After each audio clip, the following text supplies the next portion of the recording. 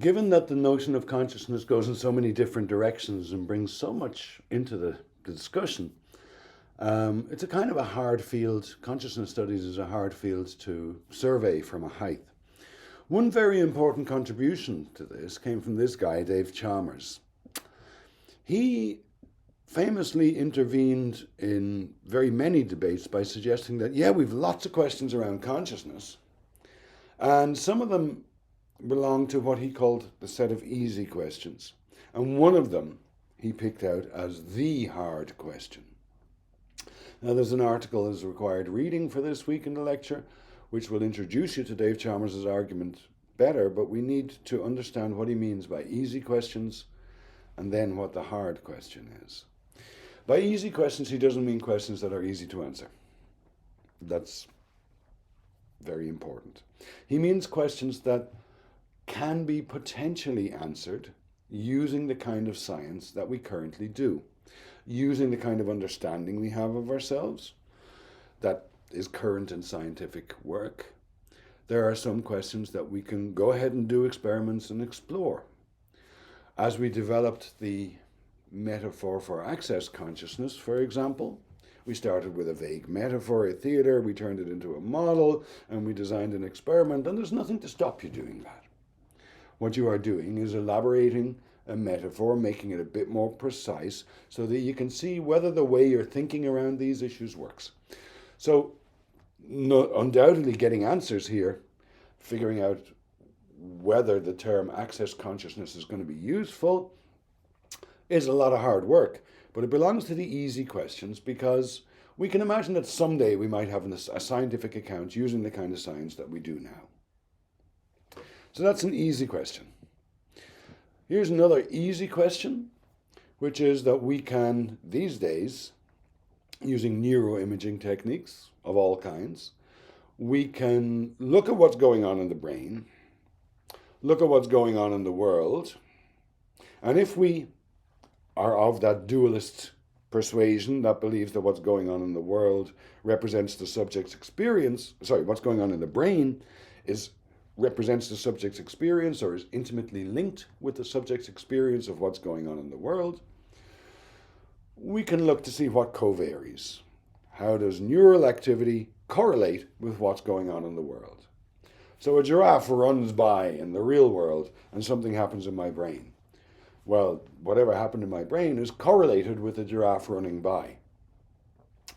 This suits some stories of minds that people have in which they build up representations of the world, internal representations of an external world. But, you have to buy into the theory to make sense of it. But nonetheless, it's the kind of scientific work we can do. So if you want to explore neural correlates of consciousness, like Christoph Koch, you can do science of the kind that we do today. Now, there's a whole bunch of other easy questions. Another easy one revolves around a different sense of the term consciousness. Instead of asking, are you conscious or are you not, we might say, hey, look, there's a difference between me when I'm asleep and me when I'm awake. And then there's a difference between the way I normally am when I'm awake and when I'm out of my head on magic mushrooms. And then there's a difference between when I'm awake and when I'm hypnotized. And then someday I might be in a coma. These all are what are called states of consciousness. And although the term is difficult to use, it's quite clear that we seem to regard ourselves as having very different forms of consciousness at different times. Sleep, waking, hypnosis, coma, drugs, madness, and so on. It's a useful sense of the word, particularly in clinical settings. But it's not always what's meant when we use the word consciousness. But we can certainly explore different states of consciousness using the kind of methods that we have today. So we need to notice the difference. For example, we study the difference between dreaming and deep sleep based on eye movements. It's fairly easy kind of science to do. So this gives us another way that we can ask questions in the field of consciousness that belong to what Dave Chalmers has called the easy set. Or here's one more easy one. When we were studying visual perception, we noted that those who recorded from neurons in the brain, as people were shown different kinds of stimuli, observed that there seemed to be two different kinds of what they called information processing going on. In the dorsal stream, the neural correlate of what was going on seemed to have to do with movement.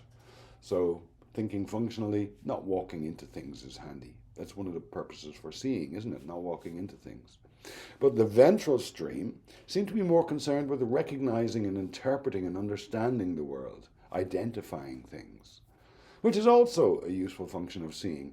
But if we have these two streams, but we only have one visual experience, well, which one is it? This has become known as the binding problem.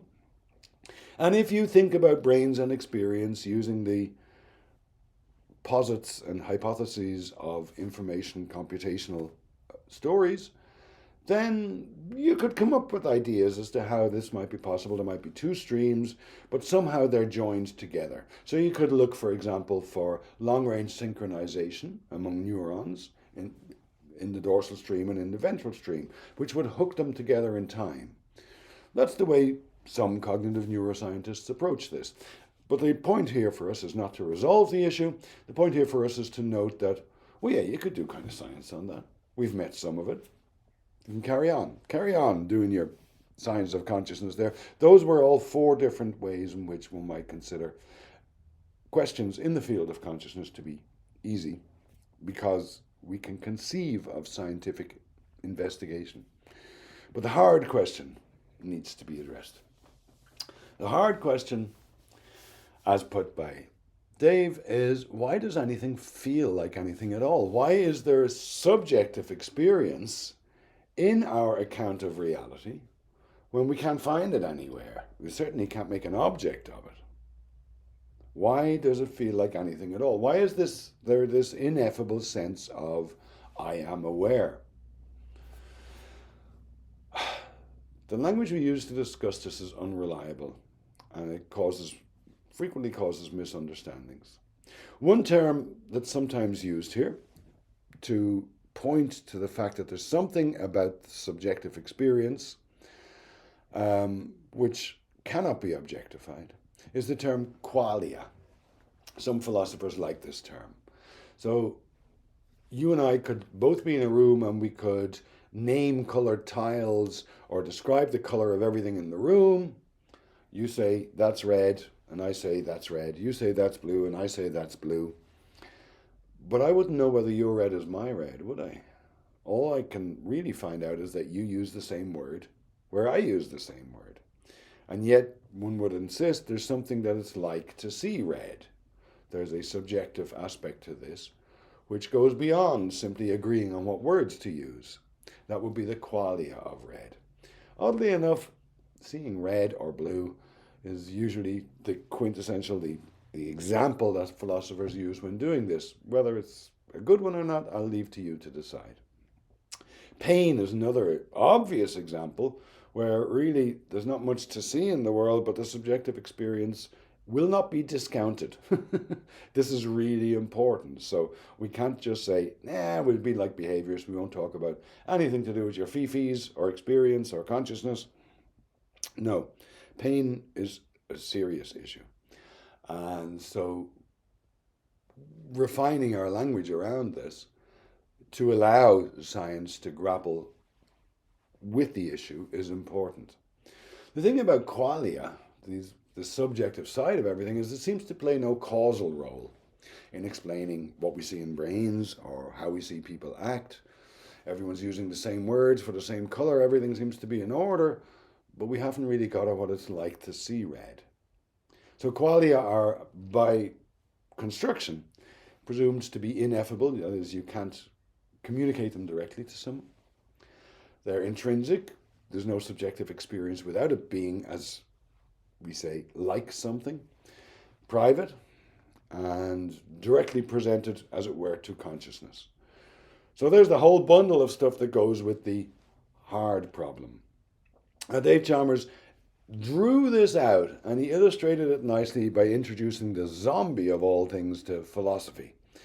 Now, you may know zombies from such famous movies as Night of the Living Dead, and they're very fine movies. George Romero is brilliant. The zombies here are of a different nature Imagine, if you will, something that walks and talks and is otherwise indistinguishable from a human, but happens to have no light on inside. That's why we're calling them zombies, philosophical zombies. Is that something you can imagine? A good example of this is given in the movie Blade Runner, where replicants are precisely that. They are, to all appearances, perfectly normal human beings. But we're told they're just machines, there's no light on inside. And so they can be switched off without moral qualms. Is that something we can actually imagine? Does it make sense to think like this? That's the question posed by the hard question of consciousness. Here's another way of thinking about qualia. It's a thought experiment. It's a very famous one. Supposing there's a neuroscientist called Mary, and she's brilliant, and she's learned everything we know about neuroscience and color and physics and chemistry, and why not ornithology as well. She's learned everything you can learn from books, but all her books were black and white. In fact, her world is black and white. So she's read all the books and she understands the arguments, but she's never actually seen a color. Now, what do you know about color that Mary doesn't?